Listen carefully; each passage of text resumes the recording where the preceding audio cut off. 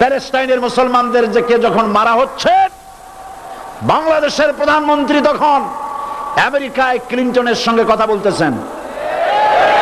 তিনি ক্লিনটনের কাছে তার পিতৃ হত্যার জন্য দায়ী সাজাপ্রাপ্ত 3 জন ব্যক্তিকে ফেরত চাচ্ছিলেন। আমার দৃষ্টিতে এটা কোনো অপরাধ নয়। সন্তান তার পিতার প্রতি আকর্ষণ থাকবে। আমার আপত্তি সেখানে আপনি প্রধানমন্ত্রী শুধু শেখ পরিবারের প্রধানমন্ত্রী নন, শুধু আওয়ামী লীগের প্রধানমন্ত্রী হওয়া উচিত নয় আপনার। আপনি পৃথিবীর দ্বিতীয় বৃহত্তম বাংলাদেশের 12 কোটি মুসলমানের প্রধানমন্ত্রী। পিতৃ হত্যার আসামি ফেরত চাইলেন, কিন্তু বিল ক্লিনটনের আশ্রয় প্রশ্রয় লালিত পৃথিবীর অসভ্য জাতি সন্ত্রাসী ইহুদিরা প্যালেস্টাইনের মুসলমানদেরকে পাখির মতো গুলি করে হত্যা করছে। আপনি কেন জবাব চাইলেন না?